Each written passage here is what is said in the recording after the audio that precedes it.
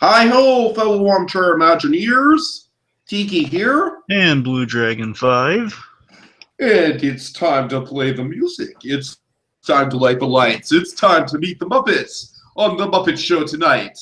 That's right, it's ABC's modern meta-take on The Muppets.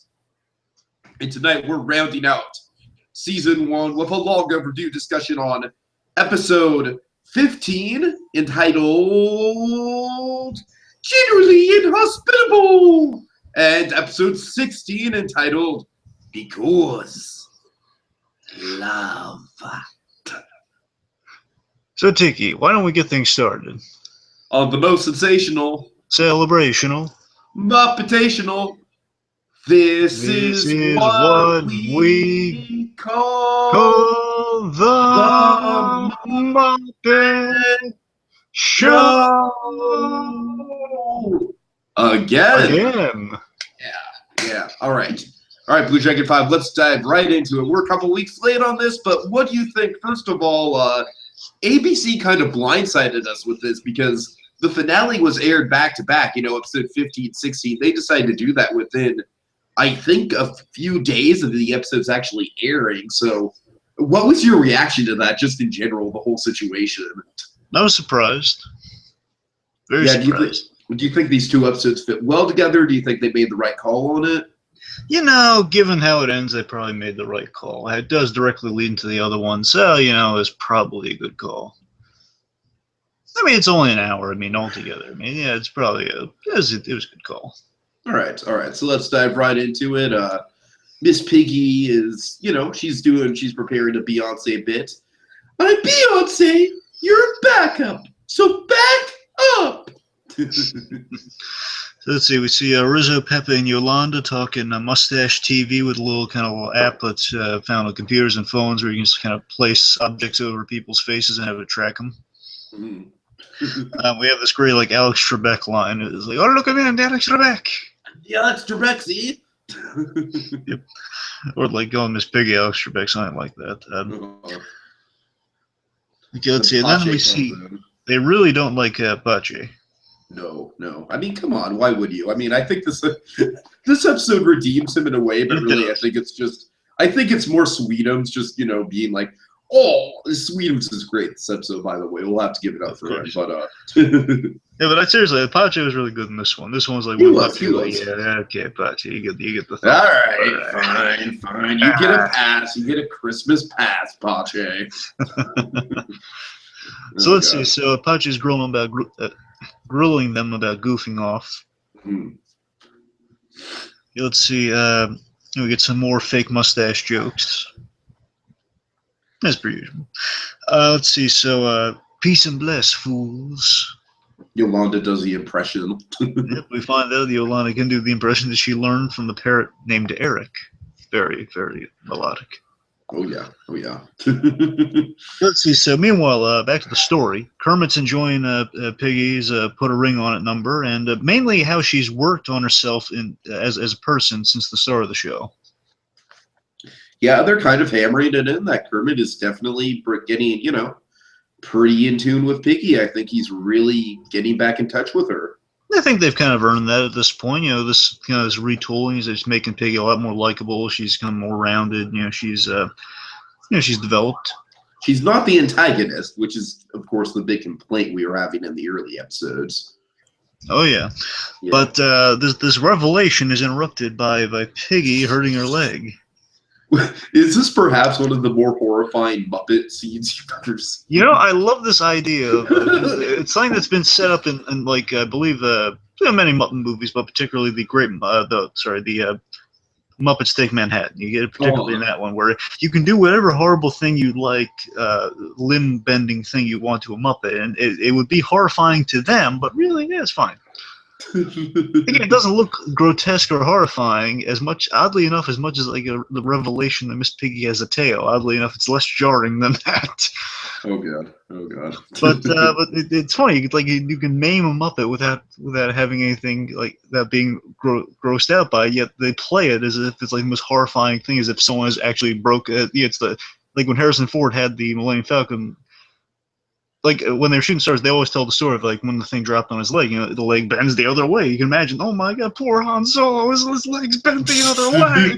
Oh my god, no, Chewie, help him out, that sort of thing. In this case, it's the complete opposite of like, oh, okay, she's fine. Like the kids at home could like watch. It's like, oh well, not that they really should be watching. This point they're watching. It's like, okay, no harm, no foul. Everyone's good. So I love the running gag with this kind of everyone having the realistic reaction to this. I love how Bobo keeps passing out, passing out. Kermit, he's trying to just get Piggy to stop, and she's like, "Never look down, Kermit. Always play to the back of the theater." Yeah, she's in denial of this great pain she's in, whether it's endorphins or just complete denial because of some really interesting reasons we find out later on. Let's see. So, we just get a sense right now. Piggy's very adverse to medical attention. She does not want to get medical attention, and Kermit points this out. That she really doesn't want to do that sort of thing. And we see the chorus girl photo of her foot just either giant or like bent the other way. And Bobo gets a glimpse of this photo and passing out. Passing out. I love this. Kermit just trying, no, Bobo, and then he gets crushed by Bobo. Pretty funny. I love the Bobo running gag. That's pretty funny. So another running gag starts with Deadly in the vending machine. Okay, again, just let Uncle Deadly give the tour to Bryan Cranston's Emmys. Let him be the perfect role for him. Just let him be the tour guide. So he's like constantly in that room every day. He's absorbing the strength and the power of the Cranston Emmy. If not, at least nominate him for his own Emmy. Either that or let him be the Cranston tour guide. He's basically the Alfred to the Cranston Emmy Batcave. That's what I'm saying, Oh my God, if Jeremiah Irons ever calls in sick for Batman v Superman or future DC films, Uncle Deadly should definitely fill in. He should be the understudy. maybe they could still get him for Killing Joke. Maybe there's still time. Maybe, just maybe. Anyways, Uncle Deadly just this running gag about the vending machines, trying to sell her on going to get medical attention, saying, "Remember the vending machines." The bugle corn chips. That's all I have was my trailer. Yeah. So Pache's on the case. He's trying to instantly replace Piggy with a radio DJ for the Willie Nelson interview tonight, or at least the Willie Nelson guest spot tonight. Mm-hmm. Obviously, if that happens, that's not going to be good for Piggy. And whenever a talk show host is not in their own talk show, which their name is on, that is usually not a good sign. Unless it's like something, it's not exactly like the Johnny Carson days where like literally the Muppets actually hosted an episode of the Tonight Show back in the day. It's not like those days. Nowadays, it's kind of like if they become really popular from one night, it's like, hey, let's ease this guy out of the show. Let's give the new guy a shot. So it can actually be a definite talk show world. Yeah, I hear you. Let's see. Oh yeah, I love this though. That Sweetums grabs this giant butterfly net in the background just to kind of catch Piggy because she just Deadly's pretty much chasing her. Bring it back to me by Sunday. I'm going to a meadow. God, Sweetums is perfect in this episode. No, this is definitely Sweetums' best episode of the season. So Pache, very douchily, he ignores Kermit's genuine pleas. Please, Pache, let me look. I can take care of this. I'm going to wrangle her up. We're going to get her hospital. Everything's going to be fine. Pache's, or I could just ignore everything you just said. Very douchey, but he redeems himself. Stay with us, folks. Yeah. All right, so Deadly, as soon as they get to the hospital, look, Piggy, Grandma's cookies. Now, importantly, Kermit has instructed Rizzo, Pepe, and Yolanda to watch Pache and have an eye on him. Little app gag coming back. Anyways, yeah, right at the hospital. Grandma's cookies. I hate everything right now. Grandma's. Ooh, I might have those fake Newtons though. No, I need money though. She has to go tries to make a run for it. Let's see. So. Deadly accidentally drops that Pache's bringing in the DJ to host. And I love this. Kermit tries catching himself before he reveals that, and then Deadly has this great line. You didn't tell her. What is your job anyway, frog? Senior VP of avoiding and admitting lies? But then I love this next line though, because it's so genuine. It almost feels like a Sesame Street line. He's like, lies are toxic, Kermit. Why I live a 100% transparent life. Oh, God. Again, even in these last 2 episodes, Deadly is still just he's on fire. He's just absolutely the best part. If we can glean one thing from this entire season, this entire series, it has to be how great and fantastic Uncle Deadly is. If there's one thing we've learned from this, I think so. I think I can agree with you on that. see, that's the letter of the day, folks. Deadly. Mm. All right, so Miss Piggy is having a panic attack. No Gestos! No! And then Deadly quotes Dr. Faustus. Oh, God. Focus on the encased treats just waiting to be set free. So as Kermit's checking her in, Deadly walks over and says, "Oh, by the way, Piggy wants you to give her weight in stones," which I love, that this ridiculousness of like, give the weight in stones. That way to be less obvious. Yep. And then Piggy's trying to escape. Crank it, Grandpa, and you can tell that's not going to work. Never catch me. So Piggy is very desperate not to be admitted. Okay, So let's see. So the gang's monitoring Pache. We get this vestigial line, which is pretty funny, from Carl, and saying, "Well, Carl, can't you hear anything with those giant horns ears? They're vestigial." Oh, God. Again, we'll get Carl getting his last licks in of being pretty funny. Yeah, he was definitely a treat this episode too. Okay, let's see what's going on here. Sorry, folks, it's been a while, so for a little delay. I got it.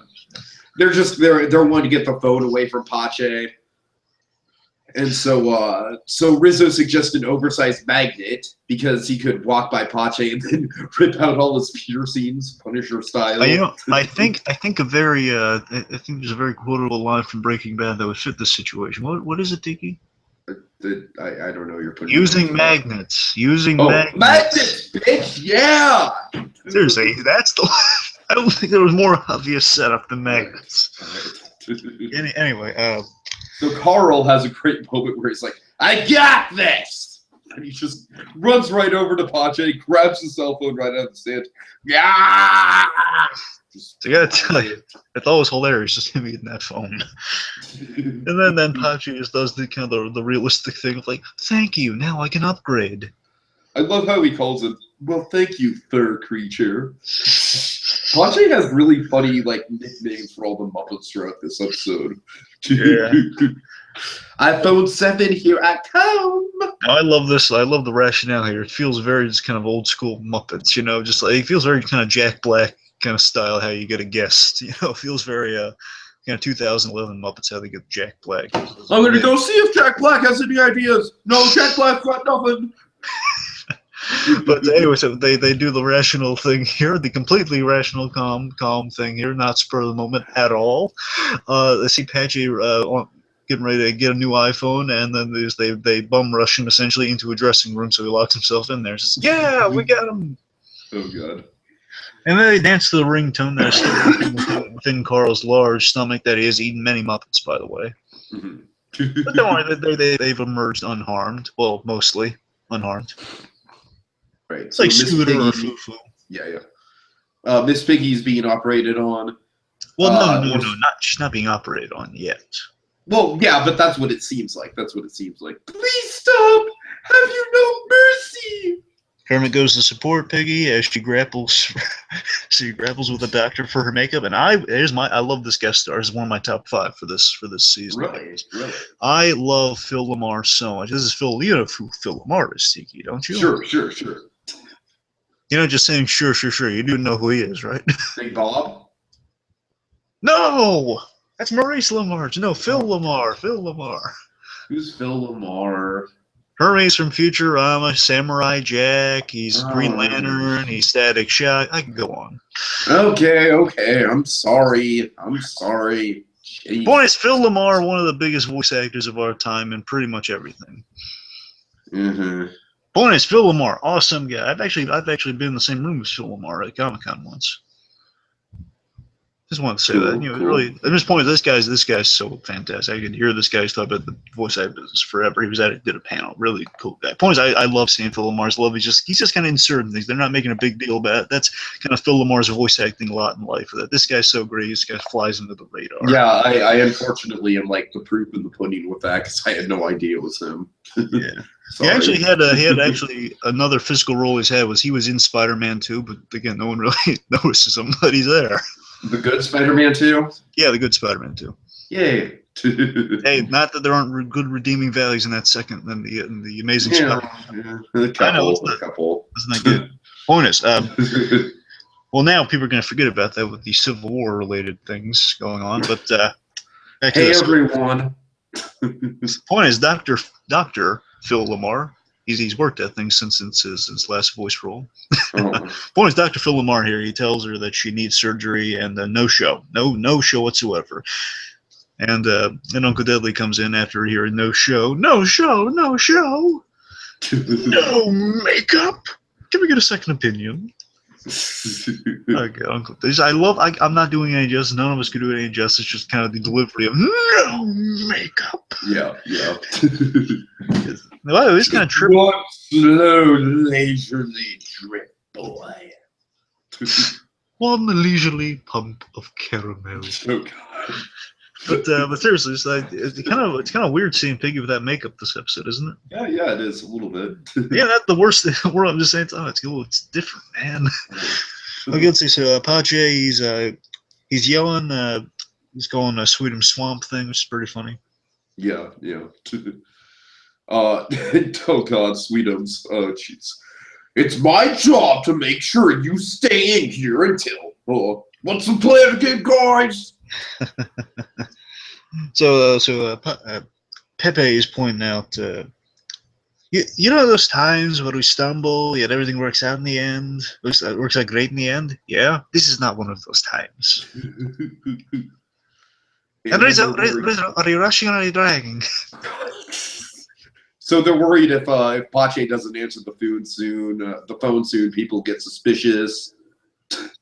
Yeah, but then they get kind of a phone idea once it rings inside Carl's belly and Yolanda's present in the room. They got an idea. So using a Rolodex, and I love the use of Rolodexes, by the way, because Rolodexes are cool.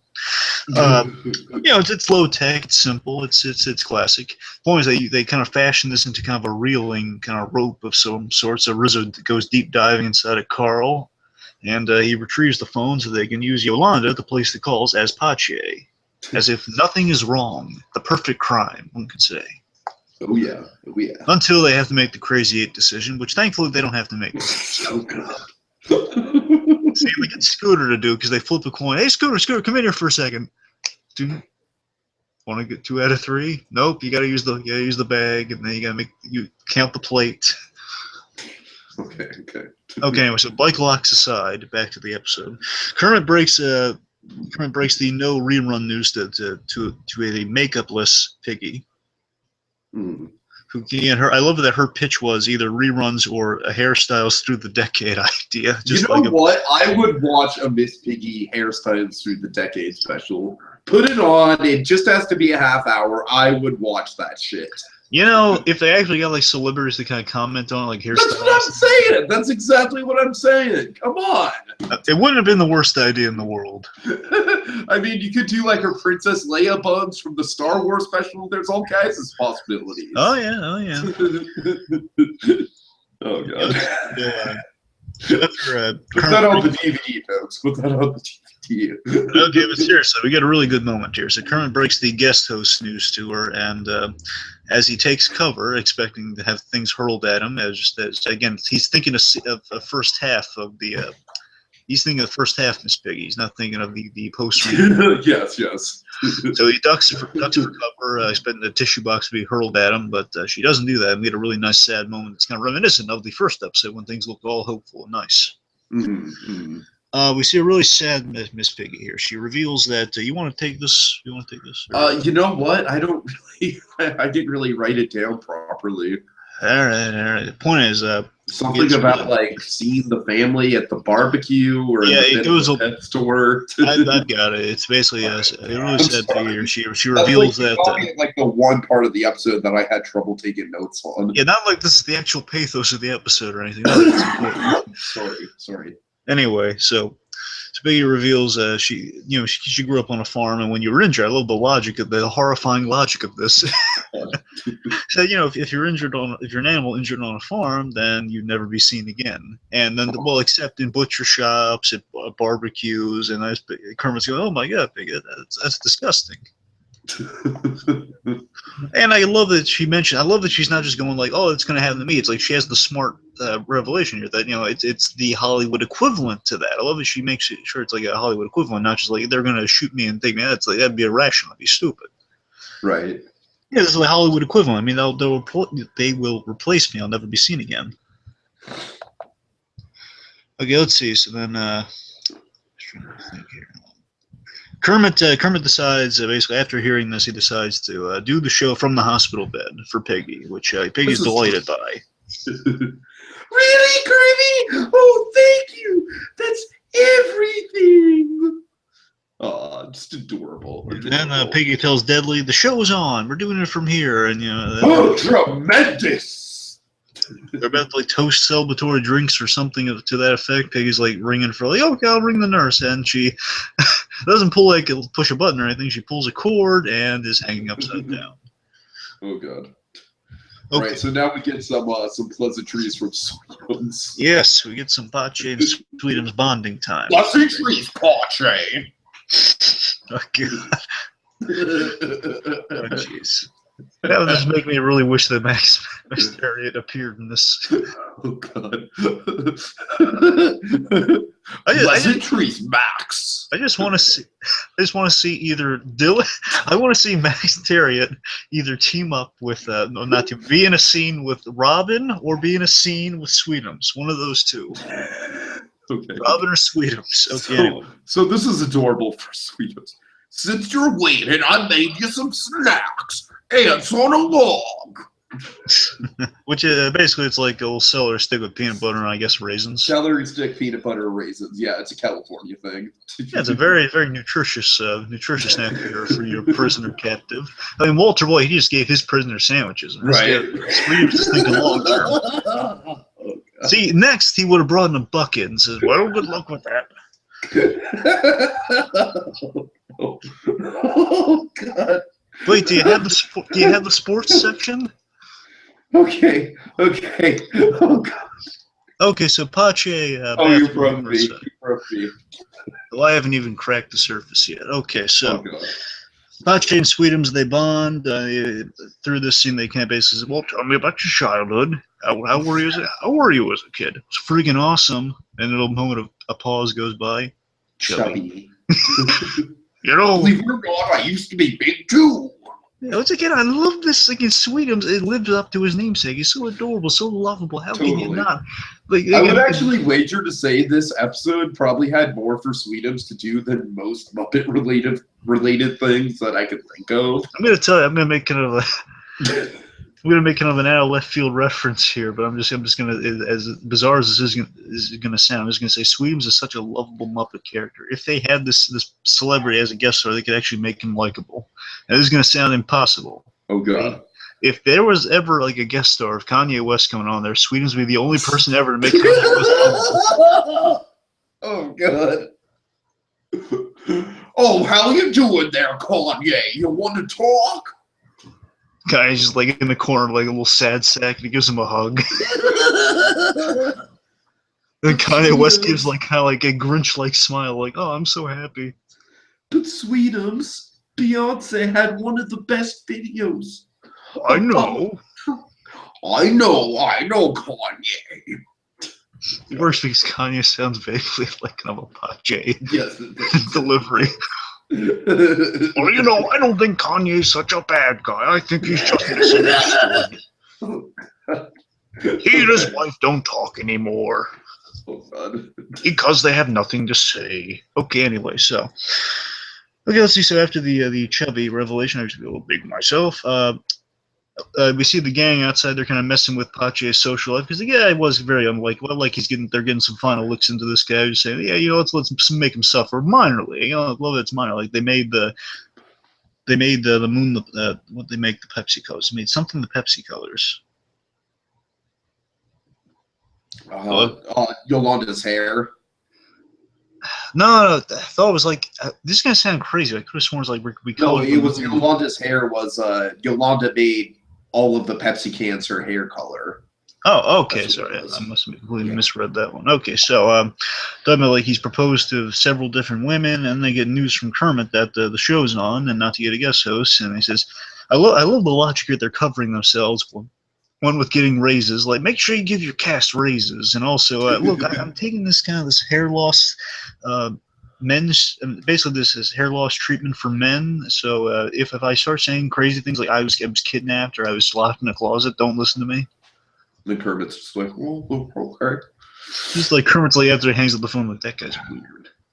And then BlueDragonFive, you're ready for one of my favorite modes of the whole season. That just kind of sums up everything that this season did right. Absolutely, you go on, do it. All right, so Kermit, he lets out a classic. Oh, good. As Rolf enters the picture, Rolf is just like, oh, Rolf, you're here, and then Rolf's like, whoa, no one was as surprised as I was to know that you want to do one of our old bits, Kermit. Now, where's hair and makeup? And then Janice is like, well, hair's here, and then makeup's there. And then I love this Blue Dragon. I can't get enough of this. Rolf is just like, good to be back. I'm just I love it. I love it. That's the Muppets at its core right there. I was watching, just because it was on TV, I was watching the original Muppet movie again, and I noticed something that was it on Friday? Last Friday? No, it was like a few days ago. So it was run a few on TV last Friday at Monkey's house. Well, I'm saying they played it a few. I'm probably caught a little bit of it that day too. I'm saying it's been on a lot. Yeah.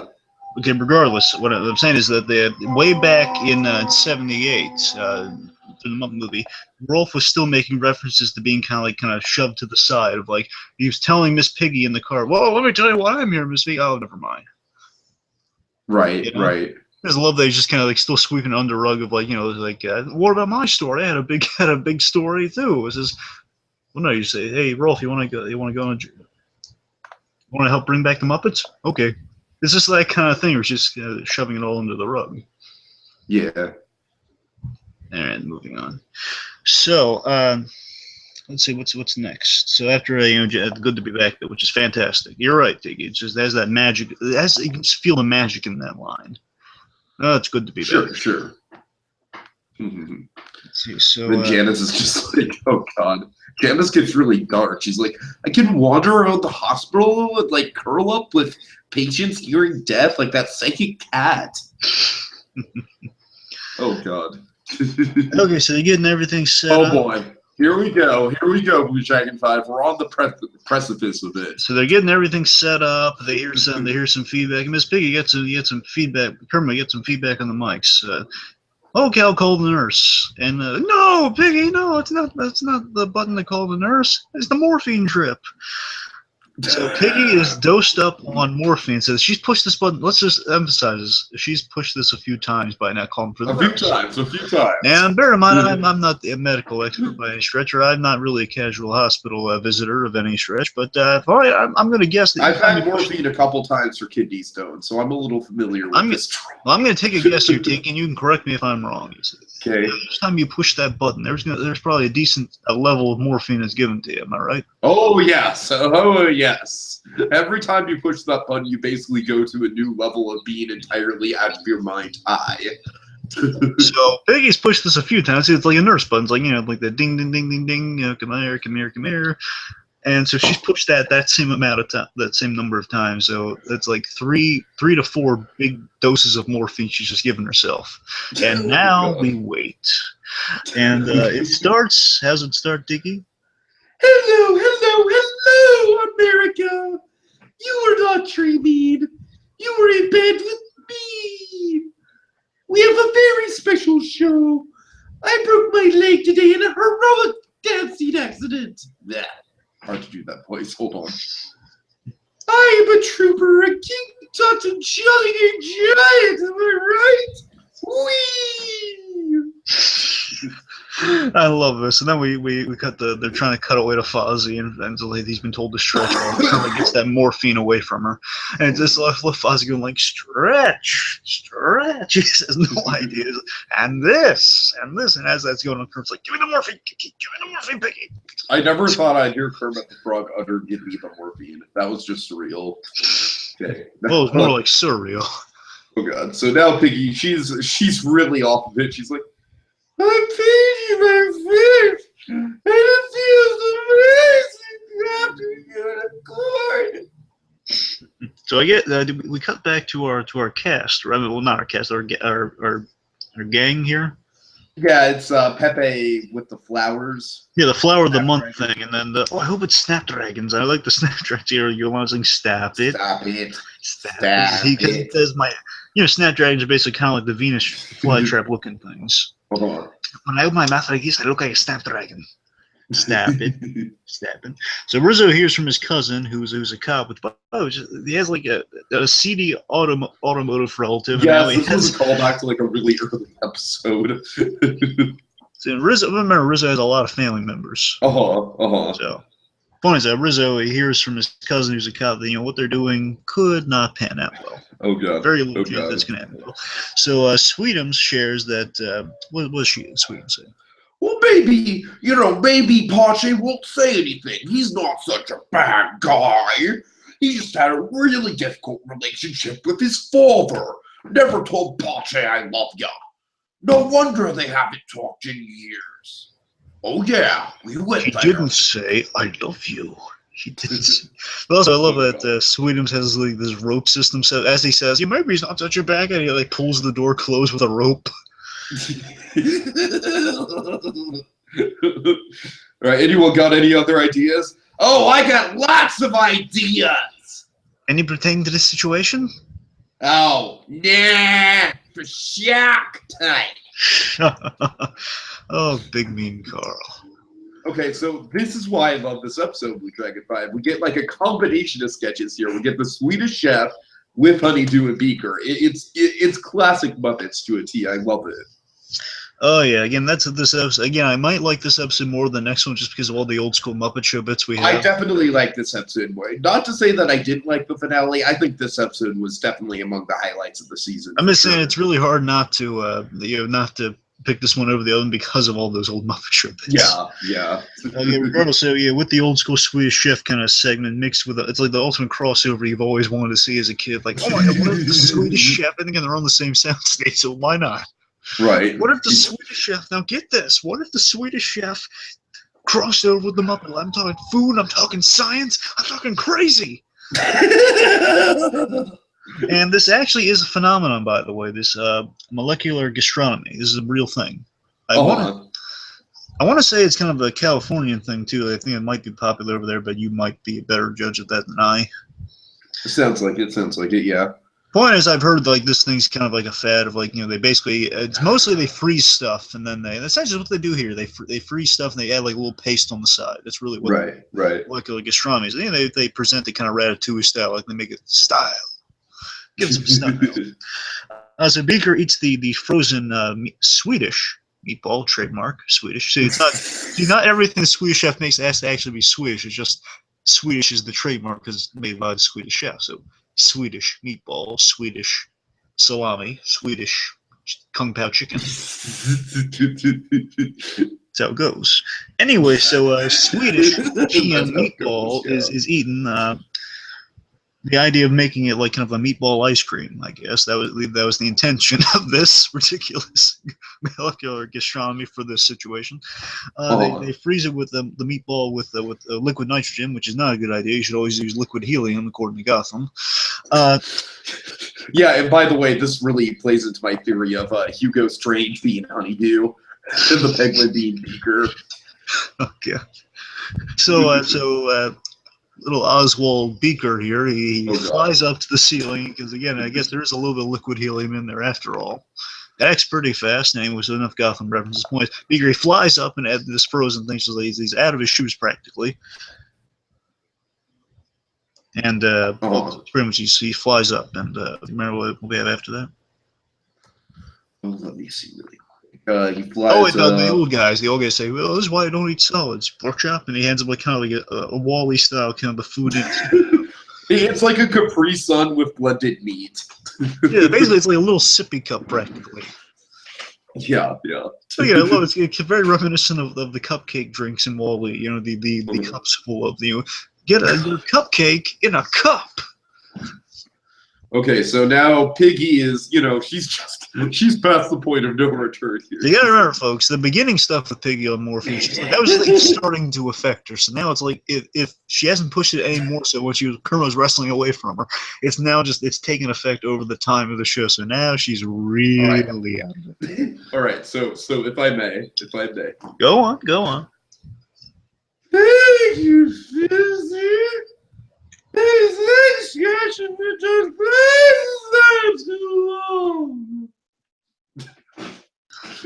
And then they're desperately like, cut to Dudley. Now, this moment delighted me as a Muppet fan. I was like, oh my god. Of course. You know why? Because again, let's not be too harsh. While his Robin was a little off, the Muppeteer that I believe, I want to say it's Matt Vogel, the Muppeteer that does Uncle Deadly, he just captures Jerry Nelson so perfectly. Jerry Nelson was the voice you always heard on the Veterinarian's Hospital.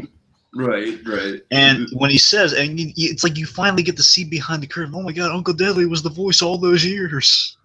I mean, technically he wasn't, because we saw the narrator fall down. Or was that in Pigs in Space? I don't remember which that was. It might have been both. Because remember, there was that running gag in the Gene Kelly episode where the narrator kept falling because it was the end of the world. Right. Oh, your laundry will come back gray and dingy. Never mind. Anyway, so point is just that I hear it's the story of a quack. just very. I'm not doing it justice. It fills you with such nostalgia, like, oh my God, all the wonderful non-wasted years of Veterinarian's Hospital. Yes, screw Grey's Anatomy. Give me Veterinarian's Hospital.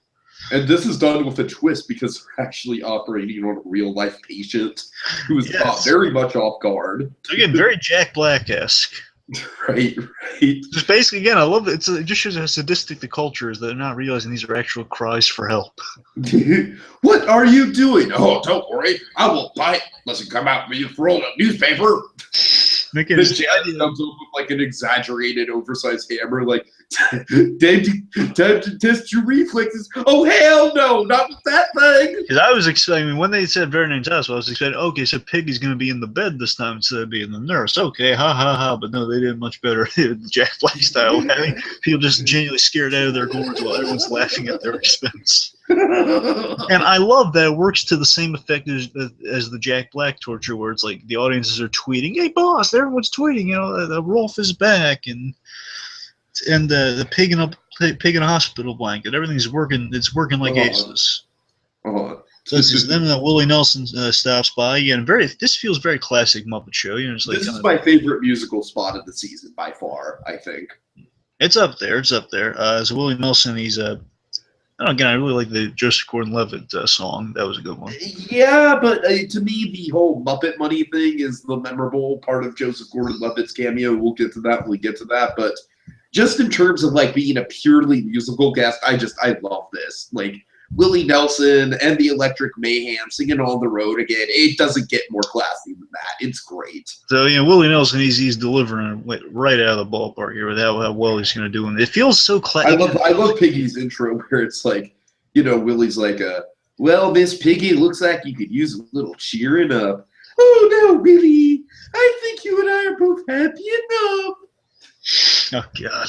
Because he smokes weed. All right. But seriously, I love it. It does have kind of a six strings orchestra kind of vibe to it with the song. Totally. Kind of like that. My favorite part of this whole song is how into it Dr. Teeth is. Yeah.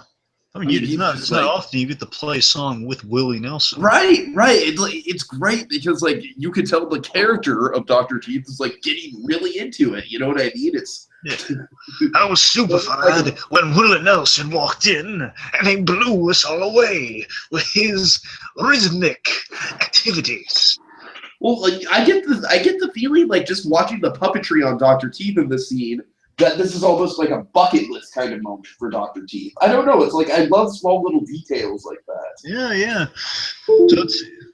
So it goes really well. Yeah. And then and Piggy thanks the guest and goes a little something like. Hold on. I don't have it. She thanks Neely Wilson.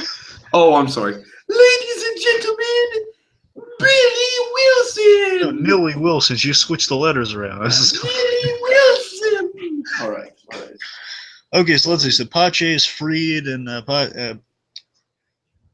before Pache turns in everyone, he patches Pache patches things up. Get it? Pache. Okay.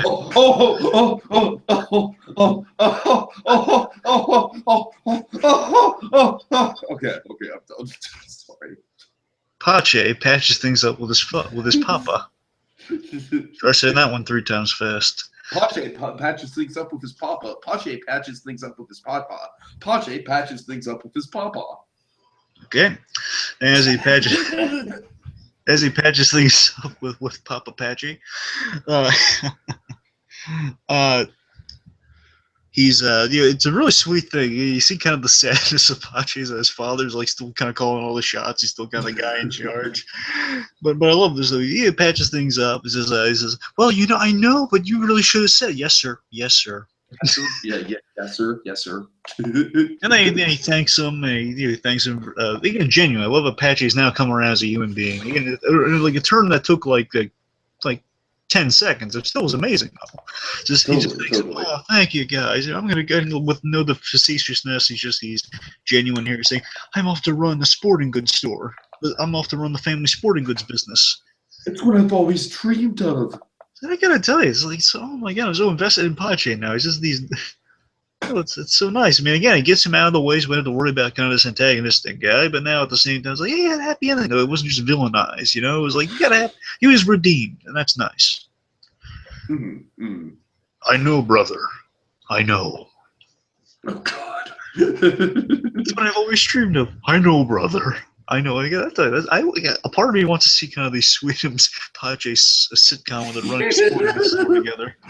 And then I love Pache's parting words. He's like, "Thank you, creatures, for this priceless gift." Which again, peace and bless. It's so sounds so noble when he says it now instead of just so douchey when he used to say it.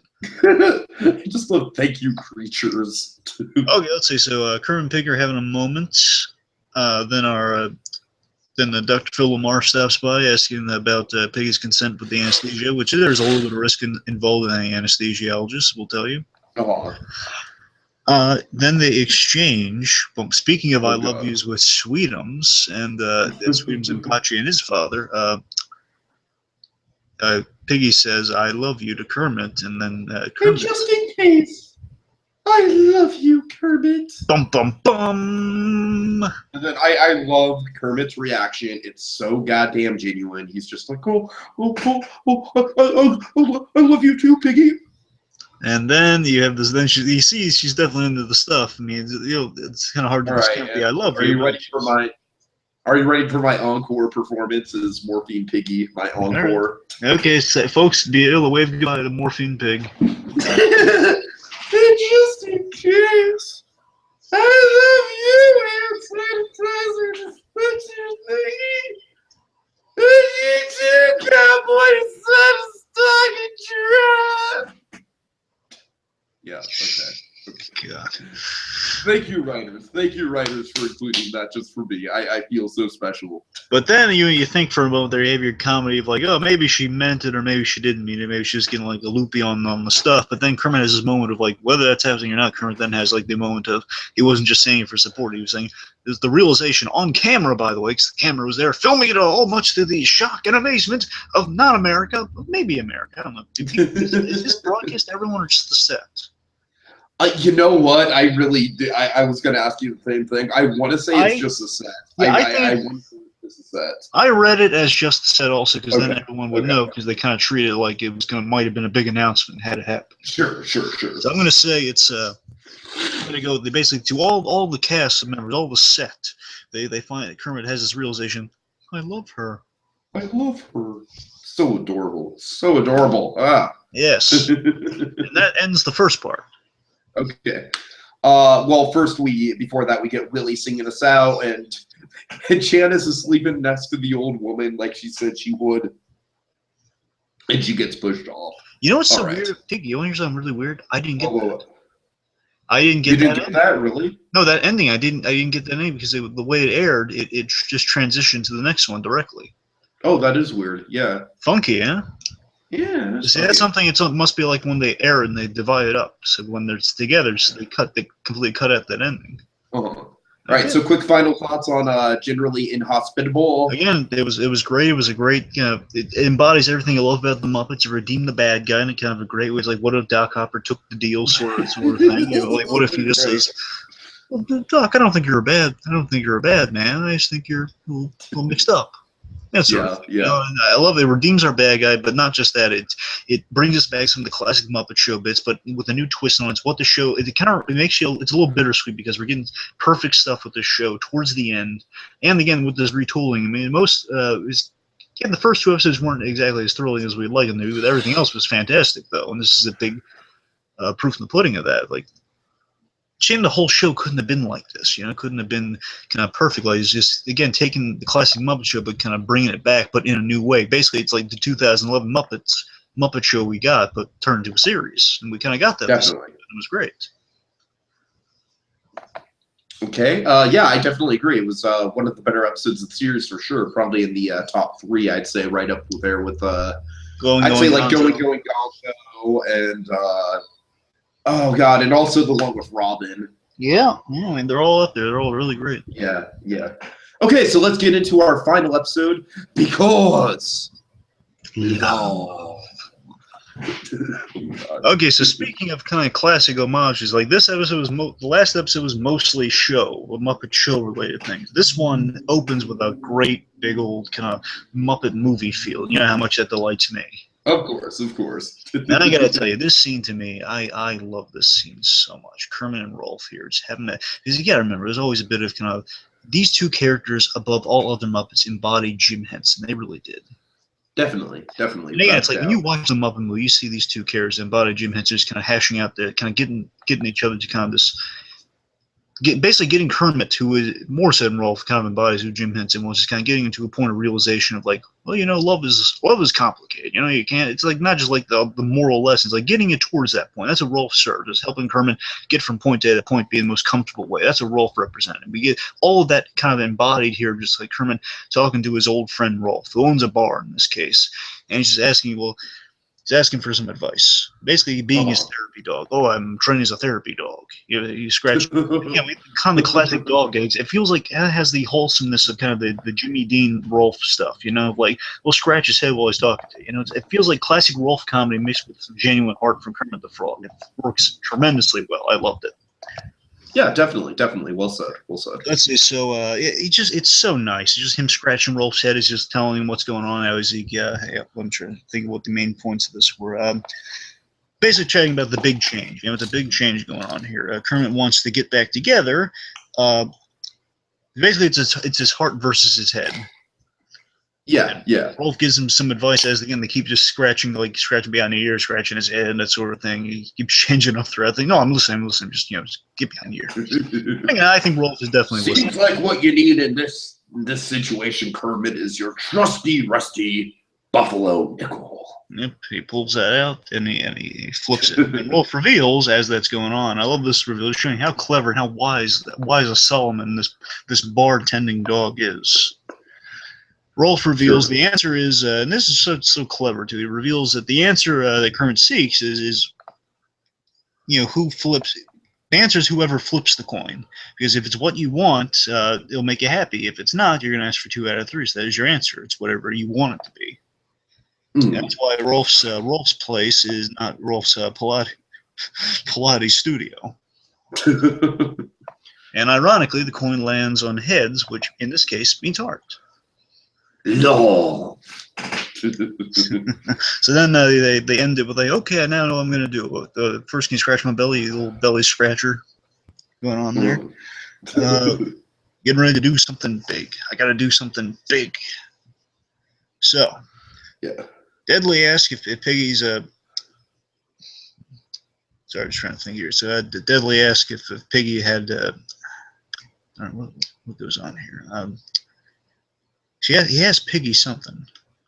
Had tough. You know, Andre. You didn't happen to have a little more? That's it. Yeah, moi. That's what I have. Right. Notes. See, I don't. In notes, folks, it's a little hard to decipher. It's been a while. I'm sorry.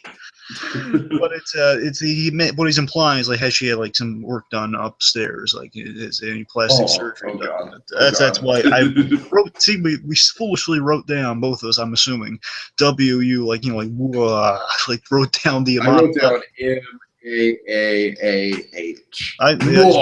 We just wrote down the onomatopoeic phrasing there, which is a mistake in retrospect. Right. Oh, he's more as the.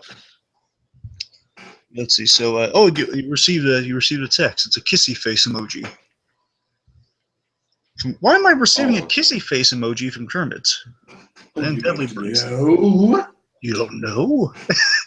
Well, a few things happened while you were out. One, you called the night nurse, Bucktooth Joe. He didn't appreciate it. Oh, was his name not Joe? God, I love again. She wants to be nice. She wants to be pleasant, but she's just not quite getting what she did wrong there. And two, I love that this is number 2 compared to number 1. Number 2, you exchanged I love yous. No! Who said it first? You did. No! But he... Muppet said it twice. Yes, he wants me. Wait. Before, are you sure you're gonna just go for this? I mean, all of this over an anesthesia fueled I love you and a kissy face text. So again, Deadly's making some good points here. We can't just like marry a man you've just met sort of point. That's what it is. No, you can't just like take him back after all the stuff you put each other through. You gotta think it through a little bit, Pig. Come on. Now I want to see Deadly play play Kristoff in the New California Adventure Frozen show. Oh, God. Well, we know he could direct it. At the very least, he could direct it. Oh, at the very least, yeah. Anyway, so back to this.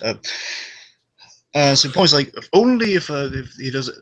Piggy says she'll only take him back if he does a grand gesture.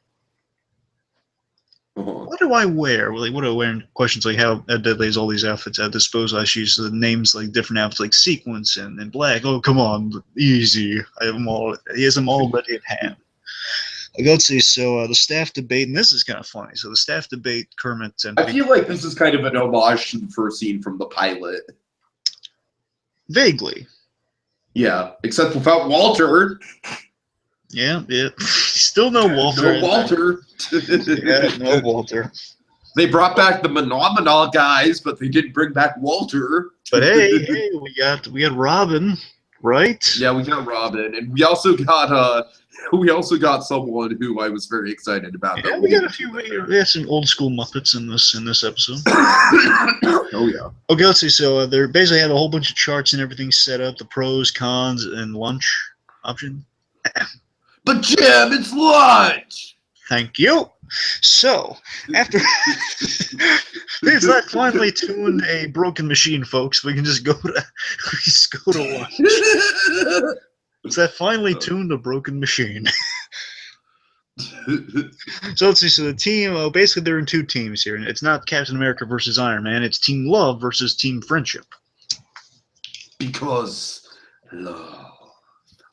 Versus Friendship, which is led and cheerleaded by Yolanda, who's saying, forget love. Yeah, because guys don't. Yeah. They say love. They throw the word around all the time. They don't really mean it. Like Rizzo. Rizzo's all talk. And Rizzo is crass. He is shallow. He never bought me nothing. He's the cheap bum. So we see, I love it. She's just defeating her own point. She is as well, crass, shallow, and all about the goodies. Totally. So, last callback we get this season, I guess, of Sam's relationship drama in a good way. I mean, saying a good way, like Sam had some really good development going on there. It's not the end of the world if they do come back. Sam's on Team Friendship, but then he's swayed instantly to Team Love because of Janice. Mm-hmm.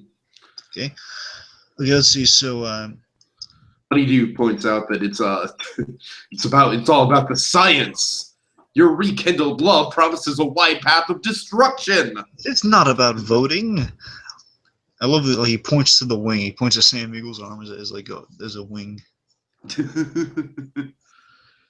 So he has like this whole complex like algorithm written out of all the destruction that the relationship will cause. Yeah, what he's going for with the wing thing was like it's like the flap of a butterfly wing can alter pointing to Sam's arm. Okay, let's see. So Bruno Mars was going to guest star on the show, but he was going to try to woo Piggy, which with this just in the air of like, oh, they might be getting back together. Bruno Mars canceled, and they can't get him back because science. And then I absolutely love Janice's. No, not Bruno. Well, specifically with that science, Bruno's yacht has hit the ground. It's basically it's kind of Titanic style. It kind of ran into something. Now it's like kind of shipwrecked. Oh. Not exactly the Titanic. I'm just saying the remnants there. Regardless, back to something like that. Yeah. Yeah, the point it's on stuck ashore. Not going anywhere. No, Bruno.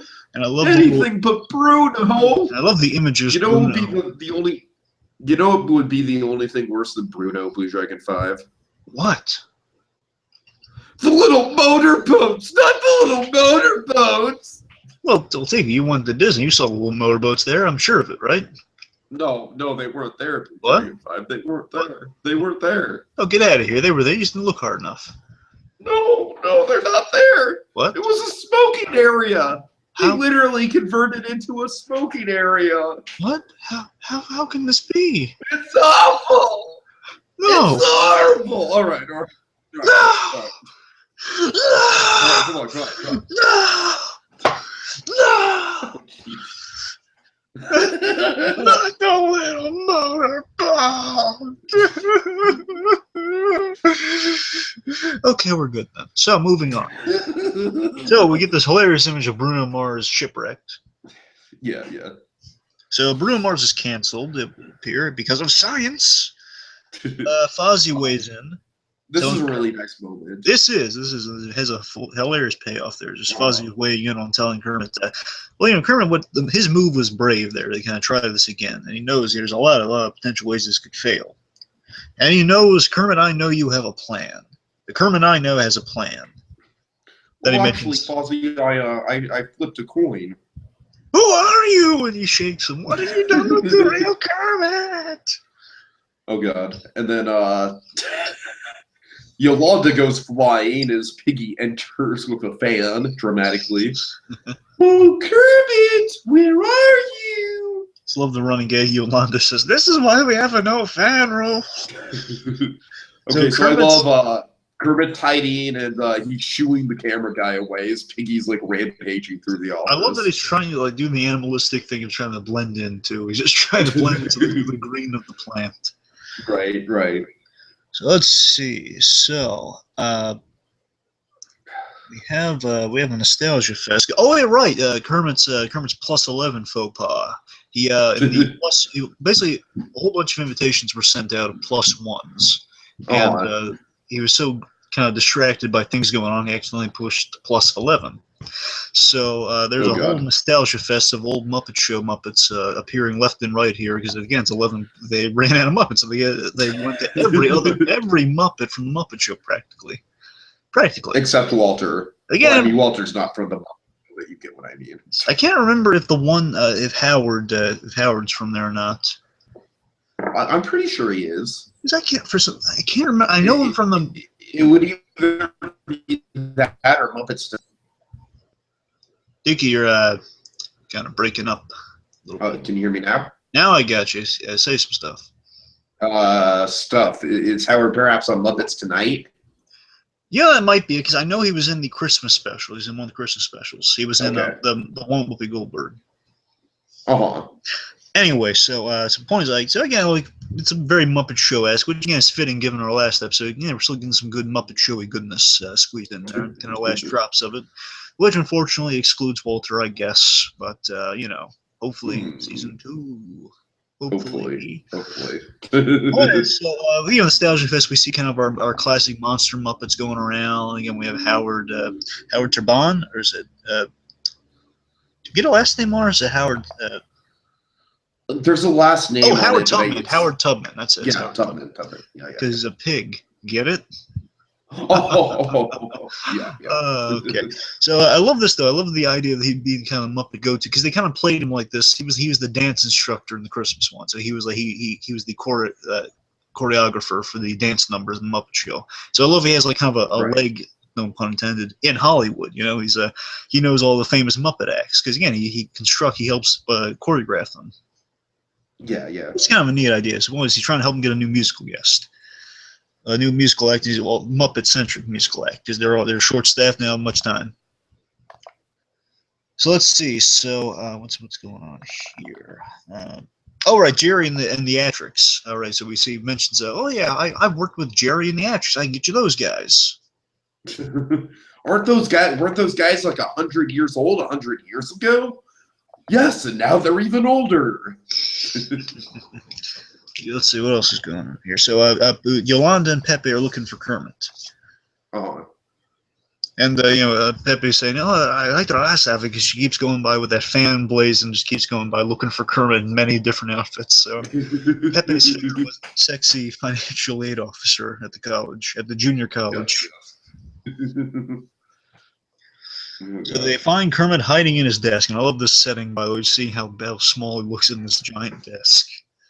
Oh. So they point out, Yolanda points out the show's falling apart. Yeah. And let's see, they keep basically everyone now walks in the office bombarding him with questions and need his input. Like, hey, should we get the Bobby Benson Band of Babies? You remember those guys? Of course. They had a huge role. Bobo asks permission to maul the next person who asks him if he's the bear from The Revenant. Which I laughed so hard during that. By the way. Oh my god. Seriously, you know, just hearing that line, you know, you want to see Leonardo DiCaprio and Bobo give interviews. Oh god. Well, I was not actually the bear in the scene, but I was the stunt double for the bear in the scene. See, when he now Leo and I, what we do is we work out some stunt choreography, and I would throw him left and throw him right, but Leo's face would have to be on camera, so I actually had to work with Leo. And I wasn't offended that he didn't thank me in the Oscar speech, but you know, we were good. Spot on. Yeah. Anyway, so Revenant jokes aside, Kermit takes charge. You know, he's saying, "Oh, by the way, Gonzo has a hilarious line before that. Before Kermit takes charge, Gonzo quickly pops and says, "Oh, so how's it going with lunch?" I mean, how late? Jim, it's lunch. Actually, no. He says like, "How late is lunch?" Right? So love he says that. How late is lunch? Right? Just Gonzo's trying to point out subtly, just like politely. You know, guys, we still haven't decided on what that lunch. Remember, it's called back to the boardroom. Like they're also voting on what to do for lunch. How late is lunch? Right? Anyway, so Kermit takes charge. Let's see. So no love at the moment. Look, no to love, Pepe. Just no to love. After the show, we'll work on that after the show. Did you write any sketches? No, we didn't write any sketches because love. So Kermit jumps out the window to look for a guest. I love that, Kermit just jumping out the window. And I love this. I love that off screen he lands on some poor lady off screen. And I love that he apologizes now. Again, pleasantry. You want to apologize if you land on a lady. Sorry. Pleasantry, Padre. Anyway, so Deadly versus in Where is the frog? I'm dealing with restless pig syndrome. So Rizzo quickly Pepe quickly covers, saying that, he had a big, grand romantic gesture planned out. Pepe, but love. But Pepe, but love. I said, but love. Just sprays them both and leaves. Okay, let's see. So Piggy's pacing with last appearance we see of Gloria Stefan. Yes. Gloria Stefan and Fufu. Uh-huh. And basically, Piggy's asking Deadly, is he waffling? And I love this one. This is a funny, again, it's classic This is Muppet a Show. great running gag. Absolutely. Yeah, it feels like classic Muppet Show running gag. It's not insane. I keep calling back throughout the episode. It's like the old phone gag. I love the old phone gag. And the Swedish chef stops by with the plate of waffles and syrup, and he says, "What did you do, waffle?" And he says, "No, not an actual waffle, but leave the waffle." So she's just chowing down on the waffle while she's kind of stress eating. Yeah, like another similarity she shares with Kermit, stress eating from time to time. Oh, yeah. Actually, you know what's kind of funny? Kermit's a stress eater. Piggy eats out of depression, especially with the cheese. Remember, she loves Christmas depression cheese. Oh God. Seriously, you can market a whole line of depressing holiday foods for people who, I'm just saying it's a low blow, but it's a way to earn some money in the holidays. I think Steven Universe has depressing food items like on lockdown. Oh right, yeah, darn it, you're right. When you're right. And now I'm thinking, when we do Steven Universe again, I want printouts of those sad foods. By the way. Oh God. Okay, I will do whatever it takes to get that. Yes. Okay, I want sad food icons. I want to make people feel guilty when they eat. That's my main goal. Yes, forget together breakfast. I'm talking depressing, sad together breakfast. I'm talking about everyone's together but you breakfast. Okay, so Steven Universe gags. That got dark really quick. Anyway, so depressing food metaphors aside, back to this. So again, the running gag, the waffle thing, and then the Deadly kind of perks Piggy up here by saying, "Oh, I hear there's a grand gesture afoot. Have you heard that, babies? You're gonna have a new daddy." I love how excited Gloria Stefan gets. No, yeah, Gloria Stefan. Yeah, seriously, Gloria Stefan, Uncle Deadly. Okay, let's see. So now, Gloria Stefan. If you don't calm down, you don't get your martini. Oh God. So Kermit's saying, I love this. This to me was so charming and adorable to me. I just love this. So I love the little mundane touches. Like, oh my God, it's so nice. It makes it's a logical logic at its finest. It is. So Kermit's driving. He's just kind of thinking about things. What would Kermit the Frog play on the radio for himself when he's in the car? Just kind of think things through. What else would he play? It's not easy being green because he's got a situation he's kind of weighing through, and it's his song. And it's like it's not easy. It's like him reflecting on the good times, which is really. It's very accurate. But that's interrupted by Jack White, who I have no idea who that is until this episode. Really? Jack White of the White Stripes? Sorry, no idea. The White Stripes, yeah. Had not an inkling. I like the guy. I had no idea what he had done before this. Okay, fair enough. To me, he plays guitar and he sings very well. Okay. Let's see. So, he gets a sign of Jack White singing Sunshine of My Life. Which, of course, is Piggy and Kermit's song that we've established for a few episodes now, which is, it's a nice callback. Of course. So then we're back with Scooter. I love the confusion here at the stoplight. Oh, hey, Kermit, how's it going? Is this Jack White? Oh, my God, it sounds so funny. How small world it is. I'm having a conflict, and you're singing Piggy and I's song. Wait, our song? I thought you meant our songs of Froggy Went According. Oh, no, listen. This is my favorite bit, by the way. Just pull over. Jack White's so accommodating. He's got nothing going on today. Okay, I'll pull over. Right. It feels so Curb Your Enthusiasm. It just feels so like real world. Like, well, no, we gotta talk. Pull over. Oh. Okay, sorry. Continue. Okay, so I lost my track. Okay, let's see. Your track is Howard's Axe. Howard's Axe, right. So they're getting the trailers ready for the babies, and they're small, so shoe boxes will do. Well, no, not for the babies. That's way too dark, Dickie. For the Muppet phone guys. Oh, for the Muppet. Oh, I'm sorry. I'm sorry. Remember, you can't put those babies in shoe boxes. That's insanely cruel. Fair enough. Muppet or no, Tiki, that's just despicable. But Muppet phones, however, just show up. They'll put them in the shoe. Actually, so they throw them in the corners, and they're fine. They don't mind it. One is the Muppet phone guys. Well, personally, I love the Muppet phones. By the way, they're so ridiculous. Just like that's your musical act, just abusing these poor little Muppet phone guys. Right. Anyway, so then they mentions Muppet phone guys. Just if you want to have them, just put them in shoe boxes. That should be fine. We have the baby band, which will crank you right now, and it's around tubby time, so probably not the best option. Mm-hmm. Who else you got? Phenomena. You can see where that's going. So that was great. Take that, Bruno Mars. Oh,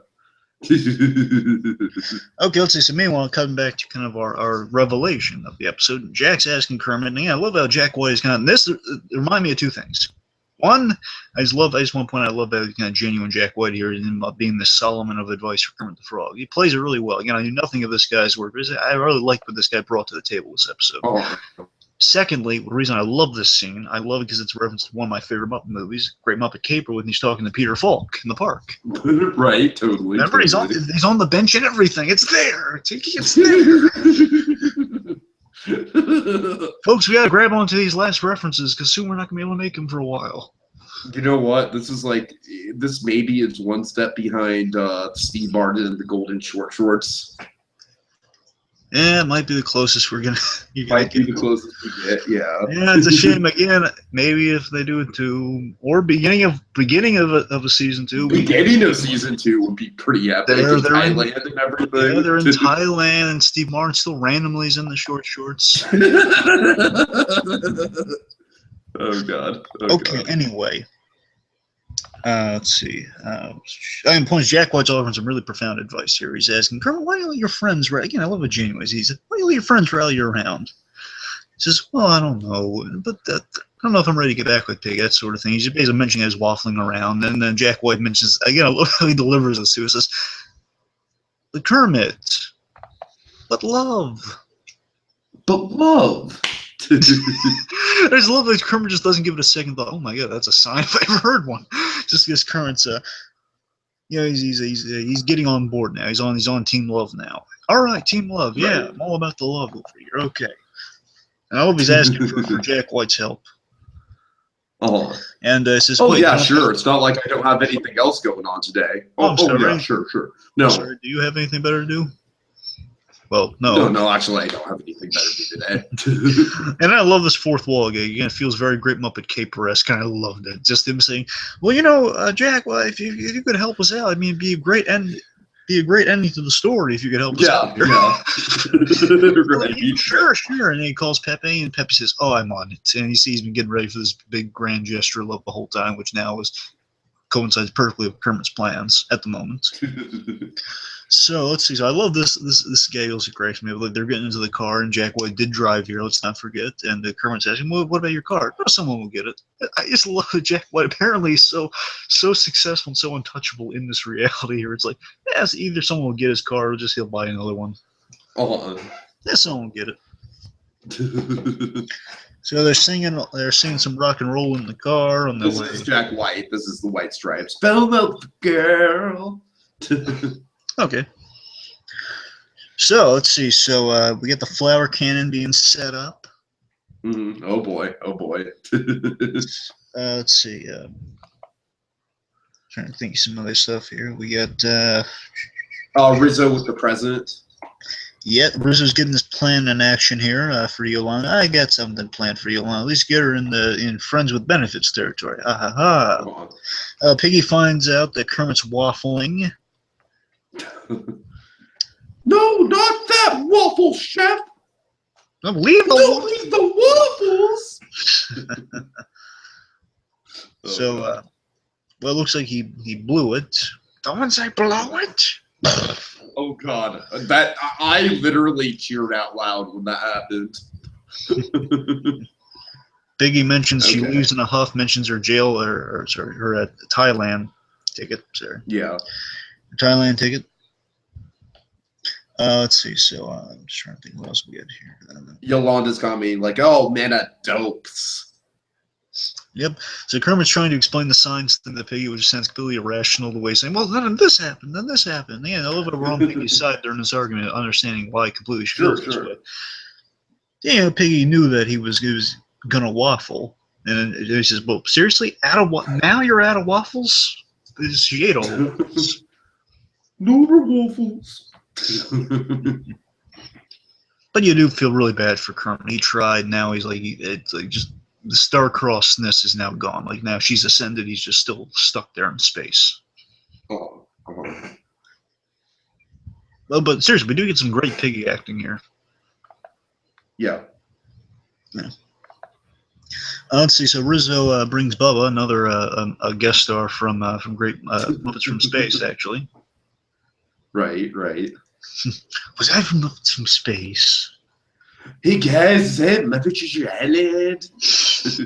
So Bubba brings a ring here. Now, is this supposed to be an earring or like just someone else's ring? I think it's supposed to be a ring. I'm not entirely sure. Because he says there's some blood on it, but then again, it could be kind of a mafioso type of thing. You know what? Don't answer that. I don't care. And anyways, she takes the ring, and again, she's been compensated. So yeah, romance, love, hooray! Because love. Because love. So let's see. So then Jack sings the sunshine gesture. You go to the sunshine. It's actually a nice retooling. It's Jack White. He's a talented young man. That Jack White. And then they said, "Well, wait, I think we know how to win Piggy back. We all show our support of Team Love." Okay. And they're all, and in kind of classic Muppet Show style, they're all on stage dancing with the guests. They're like at the end. And the music's getting really intense. I love the use of horns in the music here. Oh yeah, but then we see Piggy leaves, and then it's sad. But we get a heartfelt ending. Kermit's trying to chase her out, but it's too late. The door's swinging shut. Yep. So then we see Kermit then shows up on Piggy's plane. Okay. Piggy's on the flight. Can I get a hot down, please? And a calzone. So you see Kermit then appears with a calzone, and did somebody order a calzone? And I love this. This to me was like the nicest gesture I've ever heard between Kermit doing for Piggy. It was really nice. Just them saying, "Well, I knew you'd be here, and I'd be here with you, and also there's no pre-flight calzone." Just love the reveal of like.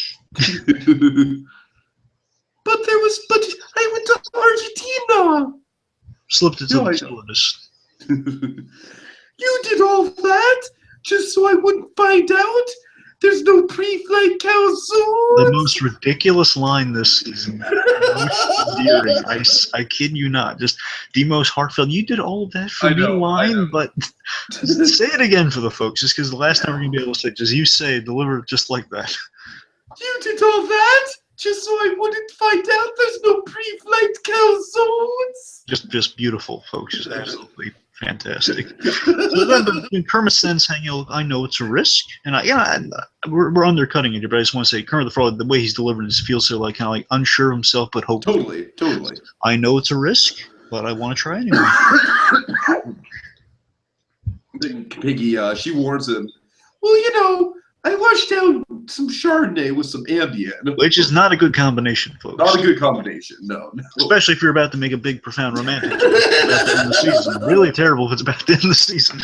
At least she's not high on morphine anymore. Well, at least they didn't sing a song about coming back next season. Oh, God. Our relationship's always been a complicated one. And I think... And then she just passes out. And then I love this, though. Kermit's just trying to get off the... So we know Kermit's not going to be able to refund this. You think what? I really need to know, Piggy. We know Kermit's not going to be able to redeem his flyer miles now. And then Pepe's on the flight, and he's just laughing. Well, we're definitely going to Thailand together. See, the two of them in love, and the Bangkoks. Could be a disaster. I'm leaving nothing to chance. Wait for it, because love. And that's season 2. All right. So I need to get going to see Cloverfield really quick. So what are your final thoughts? Hurry, hurry, hurry. That was great. It was a very it was a good episode. Not as good as the first one we had here, but it was a satisfying ending. It kind of closes things. I mean, it didn't end in the worst way, but I mean, you know, it's like we kind of know where they're going to end up. You say, how can you say no to pre-flight calzones? Come on. Pre-flight calzone. It was a satisfying end, though. It was good. Yeah. All right, so let's just go ahead and segue. Do you think that was a bit of a trump card to get them to do a season 2 of a cliffhanger like that? You know what? It wasn't as bad as Gallivant, but it wasn't. It wasn't. When I say bad, I mean it wasn't as big a gamble. But it's like in a safe place. It's like basically how Gallivant's season 2 ended. It's like in a safer place that they could come back. Definitely, we want them to come back, but you gotta see how fickle the networks are gonna be. All right. If they do come back, I have to imagine they get back together. I would really love if our prediction came true, and Steve Martin was there in his short shorts in the first episode of season 2. That would be magnificent. It would be great, and also basically 2 things just want for season. Well, 3 things I think we want for season 2. I think okay. Steve Martin at the top of that list. Definitely.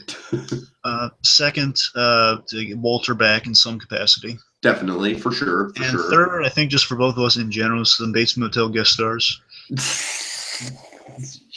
I think that's the third least. That's like the least likely thing. I know. That's why I saved. That's why I saved it for third. I'm just saying, like again, that don't have to. It doesn't have to be every one. Now every big name. I'm saying we had one of them this season. We had. Remember, we had Abernathy in the first episode. Oh God, that's right. That's right. I just had one. We had one. You know, it's not completely. It's not that crazy. Okay. So, any last words? Last words. Again, this show is bumpy at times, but when it got it right, my God, it got it right. And I can only hope we're going to get another season of just them getting it right. Yeah, I think you hit it right on the head. It was, there were definitely some bumpy episodes along the way, some episodes that were better than others, but really, like, episodes like this one, episodes like Going Gonzo, stuff like that, the Robin episode, those just hit it out of the park. Uncle Deadly was just a treat throughout the whole thing. Sweetums had some great moments. Pepe had some great moments. Just all together, it was a wonderful treat. Like real quick, I mean, just list off the characters I just completely never had a doubt of like them being awesome. Just Deadly Bobo. Pepe was pretty good consistently. I mean, he's on there. There's one especially more. Pepe. And yeah, certainly, and Big Mean Carl. I think those are the 4 that was consistently Big Mean Carl, Big Mean Carl was like this show's sloth master. You know, just to make it 5, let's say Gloria Estefan. I mean, those 5 characters always completely perfect and on the money. Okay. All right, so crossing our fingers that there will be a season 2. But in the meantime, BlueDragonFive, do you want to, let's kick things off. Let's end it. I'm sorry. Well, that's on. It's on you. Oh wait. Hold on. We need to do the Golden Short Shorts Award. We need. Right. Yeah, So let's. We need a couple nominees. So I would like to nominate Elizabeth Banks. Absolutely, she was fantastic. Yeah. Let's see. How about Kristen Chenoweth? Sure. Let's put her on there. Okay. Let's see. I just want to be nice and want to give Phil Lamar a nomination just because I like him. Sure. Go ahead. Let's put him there on the ballot, so to speak. Any big ones in particular to kind of jump in? I think it's. Huh?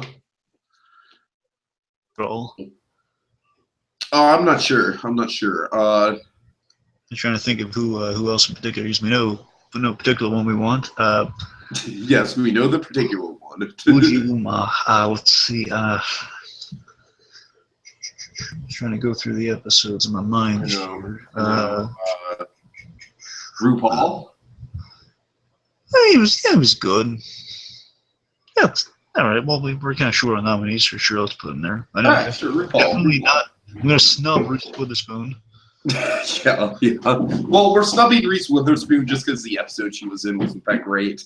Yeah. Okay, so we have RuPaul, we have Kristen Chenoweth, we have Phil Lamar. Yeah. I hope. And we have Joseph Gordon-Levitt nominated. Joseph Gordon-Levitt, yes, of course, and Elizabeth Banks, and The golden short shorts goes to Joseph Gordon-Levitt. Give me all your Muppet money. Yeah, I thought. $20. I know who the last nominee should have been. I'm just gonna add a last minute nominee, Chelsea Handler. Yeah, it should have been. Yeah, right. Okay. Regardless, but yeah, Joseph Gordon-Levitt. Oh my God, it's fantastic. Give me that Muppet money was perfect. All right. So with that, that's all for now, folks. Until we return, hopefully next season, to talk about the Muppet Show again. Yeah! Focus on the encased treats, just waiting to be set free.